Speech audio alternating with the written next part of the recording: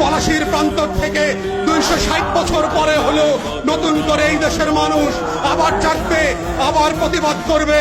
যদি মনে করে থাকেন পুলিশের গাড়ি দিয়ে, ভেহিকেল দিয়ে, কানন দিয়ে, র্যাবের খুনের ইতিহাস জমা করে, বিডিআর দিয়ে, সেনাবাহিনী দিয়ে বাংলাদেশের 20 কোটি মানুষের স্বাধীনতার সম্ভাবনা আকাঙ্ক্ষাকে হত্যা করবেন, বোকার স্বর্গে বাস করছেন, বাংলাদেশের মানুষকে চেনেন নাই।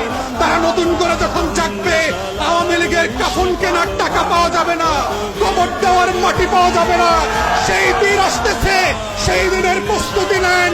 ফেরাউনদের লাশ কোন নদী থেকে ডুবুরিকে দিয়ে উঠানো হয় নাই।